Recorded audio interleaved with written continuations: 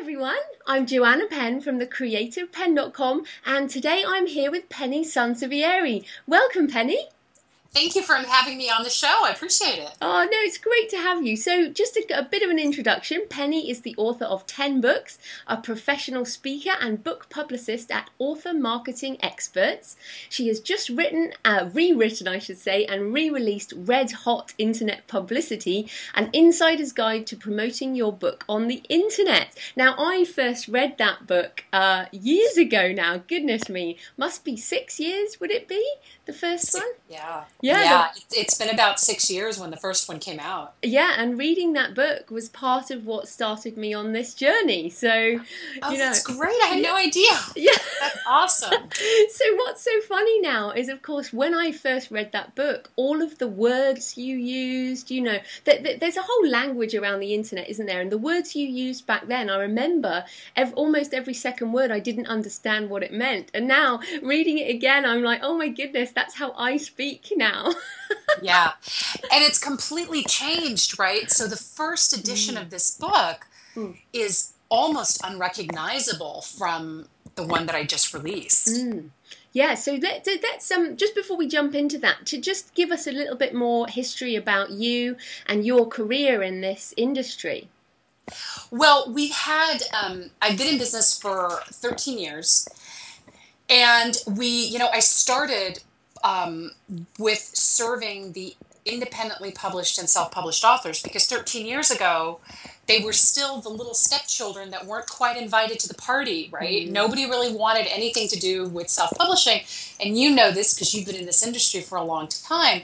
It's taken a while to kind of get here, but I felt like there was a real need for somebody to kind of serve that market. And so that was my focus, the classes I taught, the books I wrote, that was where. And now self-publishing is sort of very in. It's the new black. Everybody wants to self-publish. Even traditionally published authors want to self-publish. So, and the internet happened because I realized that because of self-publishing, not only is the internet a great vehicle for getting books out, but because of self-publishing, the good news is everybody can publish a book. The bad news is everybody can publish a book. So it clogs everything: television interview, radio, print. And I felt like in order to kind of level the playing field for our authors, we needed to start digging in online. And when we started, there was, this is going to really date me, but there was no Facebook. Maybe they were somewhere off sort of developing that in college, but this is pre-Twitter. The only thing we had to work with were blogs. But, it was a pretty good gamble, because obviously now everybody's online. But that was kind of sort of the trajectory of that. Yeah, no, that's fantastic. So let's get back to the book then. So you said so much has changed, since that first edition. So what are some of those things that have dramatically changed for authors in marketing? Well, I think that people, when I wrote about Twitter in one of the editions, okay? And everybody thought that Twitter was a fad. Now, my dog has a hashtag. Well, not really. but you know what I mean? So these things have become ingrained in our culture. If you're watching the Oscars, you're probably following the hashtag on your phone on Twitter. It's become sort of part of our culture. Those types of things, the way that some of the social media has become very ingrained into our culture, and actually can turn the tide on, a news story or trends or things like that, has been phenomenal, very unexpected. I also remember, and I think that you and I chatted about this, when I wrote the book, Second Life, which was sort of this creepy kind of alternate universe. But it was really, there were books on Second Life, and it was really going to take off and everything. I'm kind of glad it didn't. It's very strange. It's sort of like, wow, so you have, there were people that had like jobs and families and houses. Stuff. And, it was kind of, it's like, wow. Maybe they still do. Maybe they're still doing it.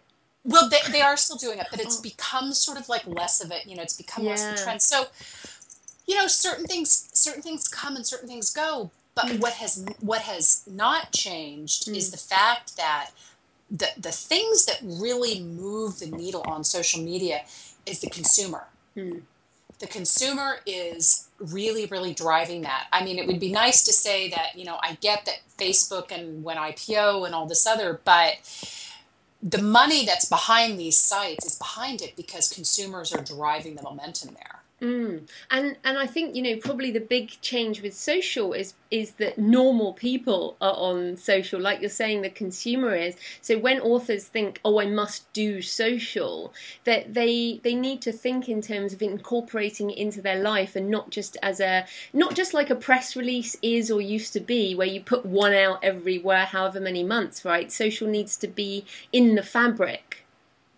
Yeah, it has become, it's sort of like getting up in the morning and brushing your hair and checking your Twitter feed. And it's become very much part of our culture. And it has affected even people who, you wouldn't expect to be, and in a personal sense, right? So on Facebook, I'm going to check and see how the family camping trip is going and, see the pictures and that kind of thing. So it's become a communication vehicle for sharing that information to a wider audience, and it's become a way to disseminate information to your consumer. And people say, well, I want to go online and I want to go viral. I want this to go viral. But the reality, Joanna, and you know this too, is that very few things really go viral. Yeah. Right. If it's a puppy dog, or if it's a kitty, or if it's something, right, or if it's this cute little baby and a puppy dog, even better. And it's not to say that books and videos, things like that can't go viral, but the first thing that consumers need to really look at, or that an author needs to look at, is engage that consumer in a way that they now become ingrained in their daily activities when they hop on Facebook or they hop on Twitter or something like that. No, absolutely. And just thinking about what else has changed, I mean, Google search, I mean, content marketing, what, I guess we used to call blogging and e-zines and stuff, we now kind of call content marketing. And I mean, I'm sure but maybe if you can explain to people listening, Google's Panda and Penguin updates have kind of changed what matters in terms of search. So maybe you could talk a bit about how that's changed and how Google search now ranks content. Well, and that's a great question, because so effectively, Google's becoming a person, which is a little frightening, because Google basically, runs the world, right? Google is 89% of us default to Google as our search engine, right? Google Plus, which we can also chat about. And I know you're very active on Google Plus, which is fantastic. YouTube, Gmail, I mean, all those properties. But what Google said, because 5 years ago, you used to be able to get into Google and actually trick the system. And by trick the system, I mean that you could put up dummy sites under keywords, right? So you could get, for example, a site called vacuum.com. And anytime somebody went online to look for a vacuum, you would rank number one. And you could, and you'd say, well, what's really the purpose of that unless you're selling vacuums? What they did is they sold AdWords. They sold Google AdWords to sites like Hoover and Eureka and things like that, and that's how they made their money. And there were people that were making, they're called sort of black hat marketers, that were making, millions of dollars doing this, quite frankly. So part of that caused Google to step in and say, you're not going to skew search results. We're going to become more sophisticated about that. So what Google did back in, I think it was 2011, is they did the Penguin update, which was the first update, and it literally wiped out a lot of sites. So as an example, a lot of authors were using Article City and e-zine articles, right? Those sites lost huge rank. They would go from page 1 to page 5,000, right?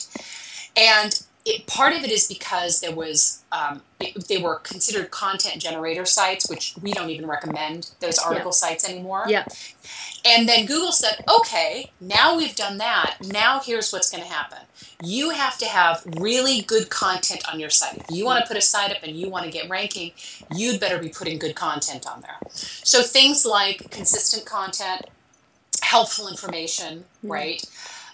Getting away from what some people did called keyword stuffing, which is where they would find some of their keywords and they would and it would be nonsensical junk, right? But they would get great ranking, but the Google said no more.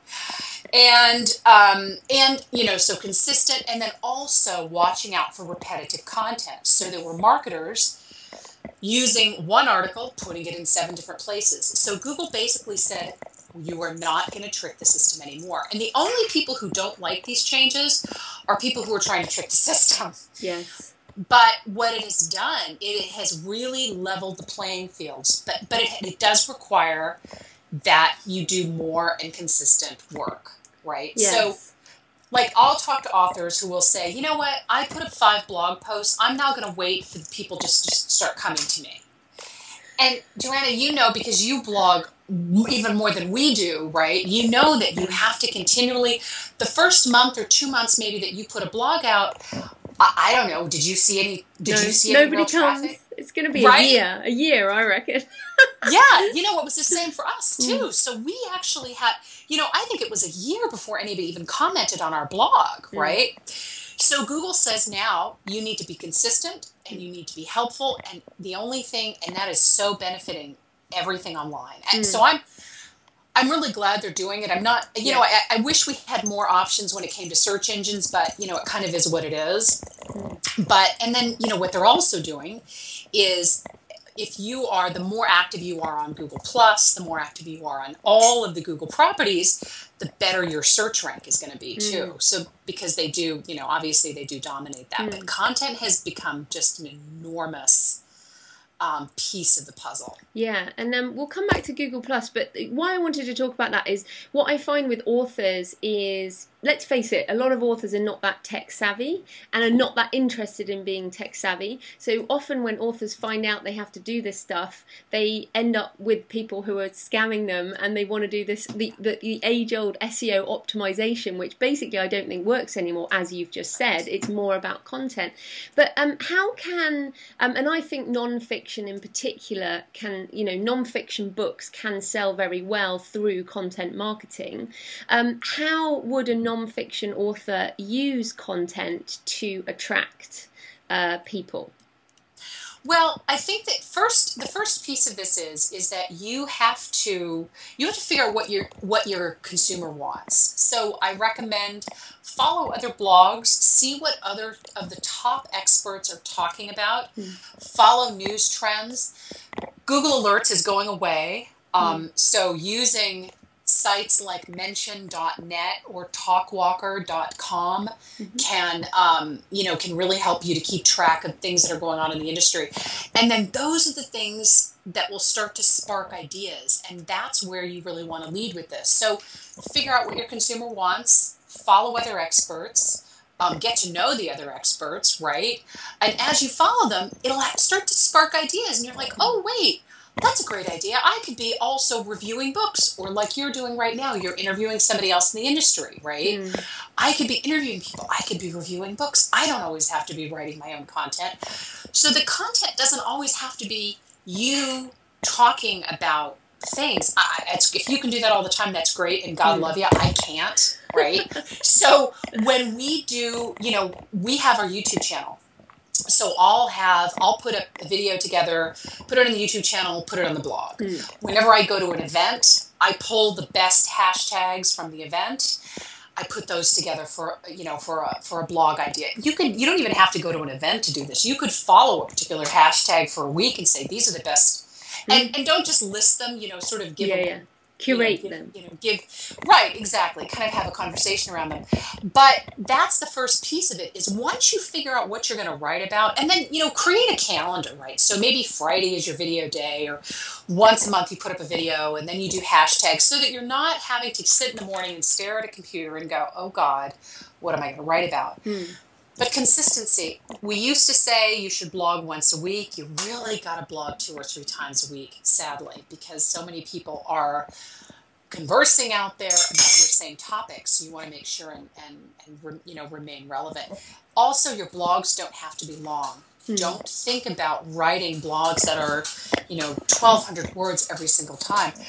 I've had blogs sometimes that are 500 words, and they work as well, if not better, because people's attention spans are shrinking. So I'm less likely to read a blog that is really, really long as opposed to something that just, sort of gives me the information I need and moves on. Yeah. And I mean, you said that you mentioned there you do videos. I mean, do you feel, someone who knows this industry and things, does multimedia help you stand out more than a text blog? Because some of my videos rank on page 1 of Google for things because there are so few videos compared to text. Yeah. Video is phenomenal. So video, pictures on all your blogs. Okay. Every blog should have some kind of an image. Video is very important. Multimedia. In fact, I just put up a video on our YouTube channel about how to get more Twitter followers. And one of the top ways to do that is to use media. And what I recommend that you do is, utilizing, if you have pictures that you've taken at an event or something like that, put them into Instagram. Right? Put them up on your blog, maybe share them on Facebook, whatever. Using your video, embed your video in your blog post, make sure that you have a YouTube channel, that kind of thing.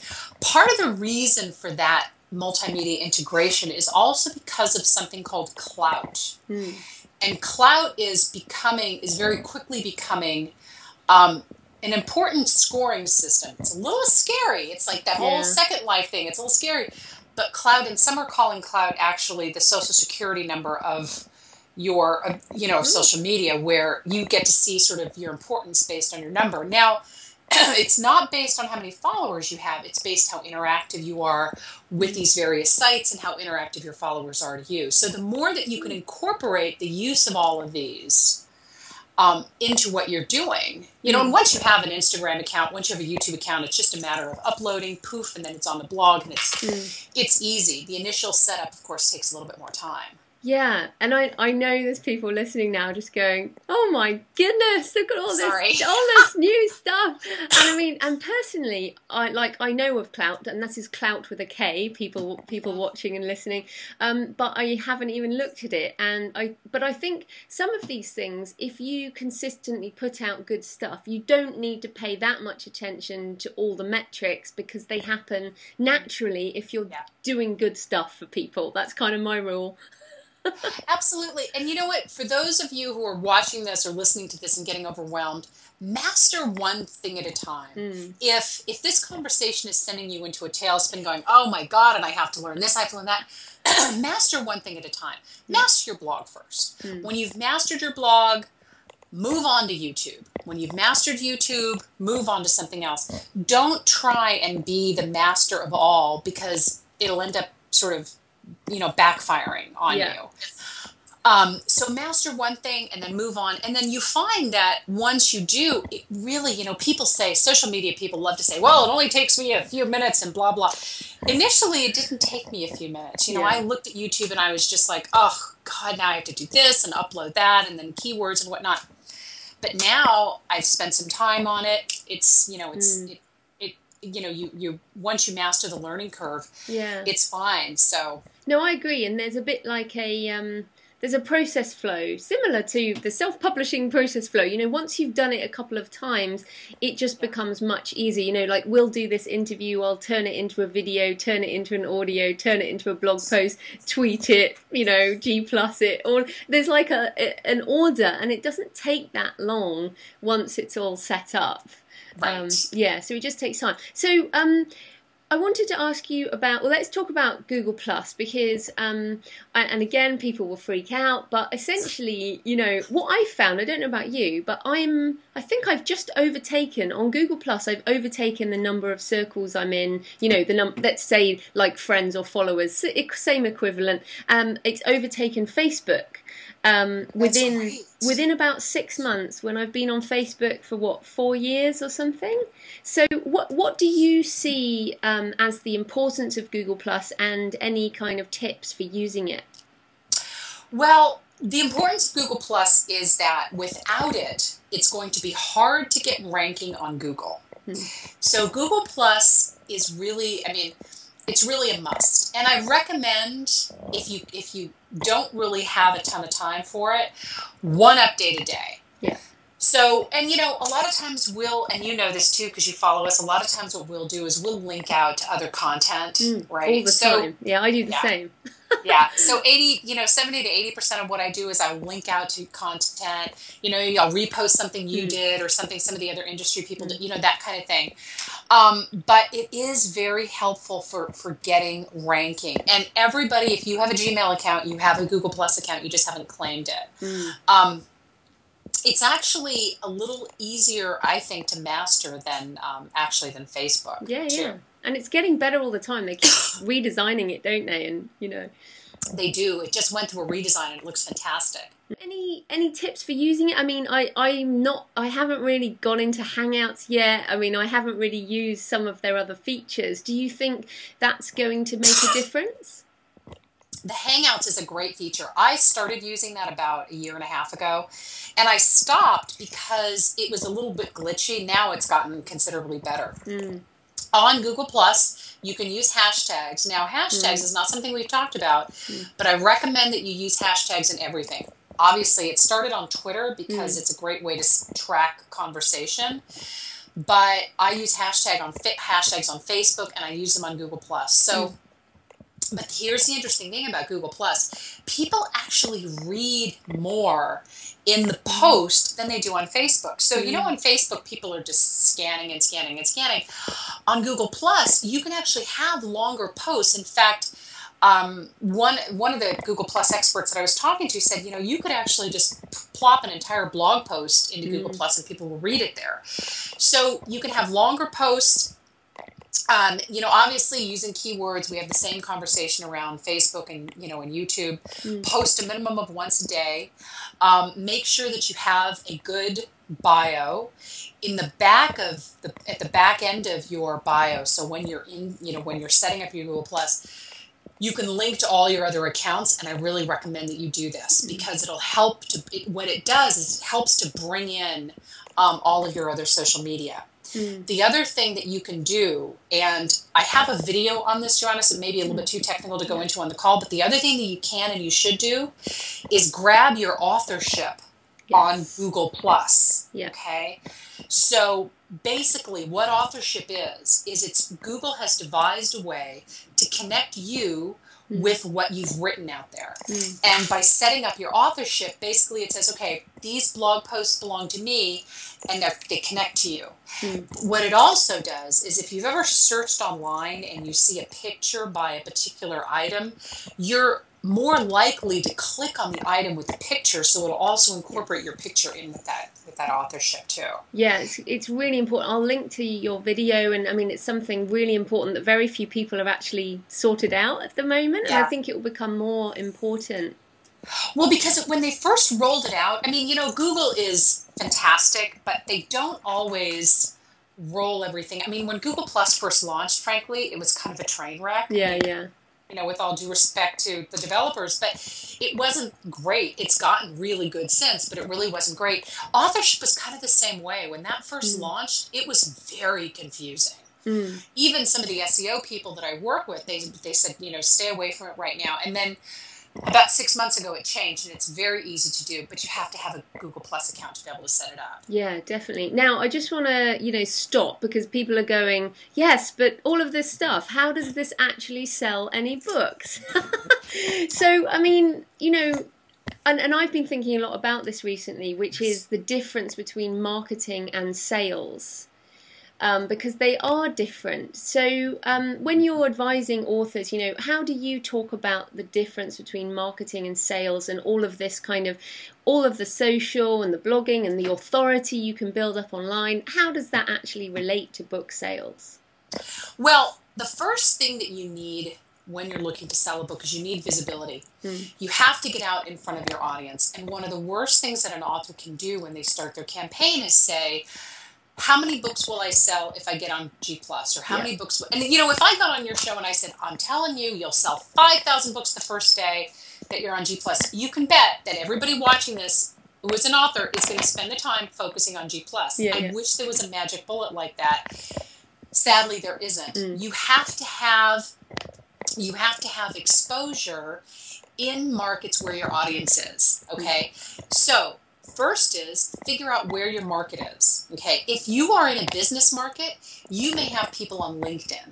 If you are in, like fiction, memoir, fiction, memoir, that kind of thing, your audience is probably going to be very active on Facebook, right? Visual markets, obviously YouTube tends to kind of cross over. So you have to figure out where your market is. You have to figure out the conversation, and then you have to communicate with them. And I know that sounds like a very sort of, long-winded kind of approach to selling books, but I'll tell you, that's how you get your visibility. And the second part of that is that you have to communicate with your reader. Yes. And authors, one of the things that we recommend to authors, and I've actually tested this on books, is you go in to the back of the book and you encourage readers to communicate with you. So last page of the book, thanks so much for reading this. I'd love a review if you even if you didn't like the book, whatever. I'd love a review. Explain how reviews help you in your marketing, right? Readers, sometimes they don't really know, right? They think, oh, well, there's a publisher, and the publisher will get them 100,000 reviews. And we all know that just doesn't happen, right? Ask them to communicate with you. Communicate back with them. Getting onto sites like Goodreads, or even if you just want to stay on Facebook or whatever. So you have to really create like a partnership with your reader in order to be able to build the audience. And sure, good, do reviews sell books? Well, the visibility that comes with getting those reviews helps to sell books, right? No, absolutely. So that's really where, and I'll tell you something. We have an author who is, and he hired us to do his marketing. He is like, I met him in Colorado. I can't go anywhere with him without him spending an extra 30 minutes trying to sell somebody his book. He is always, and he's not offensive about it. He's not like, oh, here, please buy my book. He's always on. And this guy has sold probably 10 times more books than I think the average self-published author would have in that same period of time. But that's because he's always... He knows he's always after it. He knows he has to be active. He has a day job. He doesn't spend 10 hours a day doing this, but he's doing the right things to his reader. And it took him a while to find that. Right. Yeah. No, I think people listening, I think it's very hard at the beginning because, I certainly agree that the more books you have, the easier it is to sell books. Certainly for fiction, it's a lot about having a lot of books out there. But at the beginning, if you have one book or if you have one book in a non-fiction niche, for example, you have to do that. You have to build up that discoverability and almost hand sell, that first 1,000 books or whatever. I felt that, and it gets easier over time. Everything gets easier over time, but you have to put in that time up front to get a big enough boost at the beginning, I guess. And it's hard. It is. It isn't easy. But here's the other thing too. So I talked to an author, romance author, right? I almost guarantee you've never heard of her, right? She could care less if anybody's ever heard of her. She writes a book a month. Now they're short books, so they're 80, 90 pages, right? She writes a book a month. She's selling 12,000 ebooks a month at 70% royalty, and they're like $2.99 on Amazon, right? Now, and she doesn't have really great covers, and she knows this because I told her. I'm like, ooh, honey, you need to change your covers. And I just checked her last week, and she redid all her covers. I said, oh, that's awesome. But she's selling 12,000 copies for a book, and I had a conversation with her, and I said, why do you think that is? She says, because the romance market wants content. Yes. And I'm giving them content, and I'm writing, and they're serial romances. They're structured in a way that, the guy hates girl, they get together, break up, and then they write. So it's a standard thing. So she's following a formula. That's all she's doing is she's following a formula. And that's with genre fiction.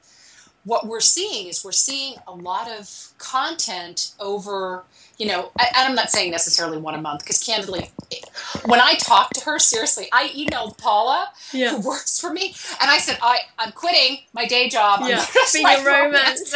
Write it one a month. But realistically, I mean, I don't know that I'm that imaginative, candidly. So, but if you can write 4 books a year, I think that's really good. I mean, that's really good for a lot of people.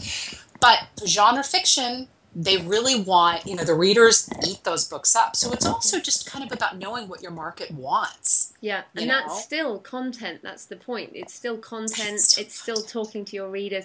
Now, I could talk to you forever, Penny. We really, there's so many things we could talk about. But we are running out of time. And I do want to ask you, because one of the questions I get every day now, people come to my site and they listen to the show or whatever, and then they go, oh my goodness, I can't do that for myself, or I don't want to do it for myself. And that's fair enough. I think I started doing this because I had to. And then I learnt and I love it. I really enjoy it. So I'm someone who enjoys doing it myself. Now, can you tell us a bit about your company, Author Marketing Experts, and what do you do for authors? And then also, what do you recommend people try and do themselves, or what's, best done with help? Well, we do, and thank you for asking, by the way. We're a full service marketing company. And by full service, I mean we can do everything from internet, setting up your Facebook page, setting up your Twitter account, running those accounts for you, blogging, getting reviews, everything to radio, TV, and print as well. So, but what we do depends on the author, what their goals are, what their budget is, the genre of the book, those kinds of things. So I talk to everybody that comes through the door just to kind of get a sense of where they need to be. As far as and we've been doing, I got to tell you, ebooks, for those authors who are listening who don't have their book in ebook yet, every time we have a print and an ebook and we're marketing them simultaneously, I'll tell you, the ebooks just do. Everybody should have an ebook who's listening to this podcast. Everybody should have an ebook, and it's much easier. People, there's so much complicated information out there. It's really not hard to convert your book. In fact, I think you've done posts on it too. Yeah, lots. Yeah. But what an author should have, first off, every author should have a website. I want y'all to have a website, absolutely, and you should be blogging on your own. Right? You should be on your site. You should be blogging. Maybe start, a Facebook page, or go onto Goodreads, start an account there, or Library Thing if you'd rather go to Library Thing. You don't have to do all of it. You don't have to be on both and then here and then there, right? Pick something, like I said, that you can stay consistent with. Start that, and then, just get comfortable with that, because even if you hire a marketing company, you should still be doing some stuff on your own. What should you outsource? It really kind of depends. What do you think that you really can't do? I mean, look, books have a particular shelf life, right? So if you noodle with something for a year and then decide, oh, I really wasn't very good at that, it may be too late to market that book. Right. You know what I mean? So kind of figure out sort of early on. I recommend talk to people who you're considering hiring and see who you have chemistry with. I mean, it's not just about, we're going to make you famous. I would never say that. No, by the way. Just to be clear, it's not about the flash, right? Which, let's face it, we're all marketing companies. We all have to have pizzazz, right? Yeah. But you have to have chemistry with them. So when you talk to people, make sure that you have chemistry with them. Ask them the kinds of things that they do. Work with companies that give you options. Don't be locked into having to do everything just because that's all they sell, right? You want to make sure. So if you just want somebody to send out book reviews, great, right? Yeah, I think that's really important. And I think, certainly for me, I find social media really easy because there's no cold calling involved. But anything that would involve pitching a TV company or any kind of traditional media, I ain't doing that. So that's definitely out of my comfort zone because I don't like the phone. You know what I mean? It's like my introvert authorness likes the internet because you don't have to do that kind of stuff. So I think people should really think about that, like what suits their personality. One thing I do want to just pick up on is I don't believe that fiction authors need to blog. I think fiction can sell through other means, through, content around fiction content, not necessarily blogging. So I mean, I think you can sell much more on Amazon through the algorithms, through paid Yeah. promotional opportunities. And talking about that, you have a little book, don't you, on how to sell truckloads on Amazon. So just talk about that for a minute. What's in that book? Well, what I talk about is I talk about the fact that Amazon is its own search engine and it has a particular algorithm. And you can trigger that algorithm with keywords in your title or subtitle, keywords in your description, but also your categories, right? So here's something just to kind of leave your listeners with is that if you have, like for example, the book How to Sell Your Books by the Truckload is in a subcategory of business called direct marketing. When we first discovered that category, there were like 45 other titles in it. Yeah. Right. So it was hitting number 1 and number 2 and number 3 consistently. Right. What happens is when a book hits number 1, regardless of the category, I mean, as long as it's the right category for your book, it triggers something in Amazon and they say, oh, looky, that book is selling well. We're going to add some extra promotion to it. So it'll come up in lists. It'll come up in book recommendations. And so that's what this book is about, essentially. It's ways to trigger that Amazon algorithm to come up higher in search. Because Amazon will do all of that for free. By the way, if you can figure out how to work with their algorithms. And I actually ran this book by somebody who works for Amazon. Yeah. And they said, oh, yeah, that's absolutely right. How did you figure that out? And I said, well, I have way too much time on my hands. But, you get on there and you experiment with it and you try something. And then, and also raising and lowering the price of your book periodically. So drop your book to 99 cents and then put it up to $2.99 and then, kind of. And I'll do that maybe a couple times a month where I'll just sort of drop. And it will bounce. It bounces in category. It bounces within the category. So that's also very, very helpful. It just keeps the book active, and it keeps it on Amazon's radar screen. Brilliant. But it's a short book. It's 30 pages, and people love it. Because it's full of. There's no introduction. I figure nobody really wants my introduction. Here's how you sell a lot of books on the Amazon, and that's it. There you go. Yeah. So where can people find all your books and author marketing experts? Yay! You can go to our website at amarketingexpert.com. And obviously my books are on Amazon and you can also get them on the website. And feel free to peruse the blog and the YouTube channel and all that good stuff. We try to keep it very, very up to date. So fantastic. So that was brilliant, Penny. Thanks so much for your time. Thank you. Yeah, it was just great.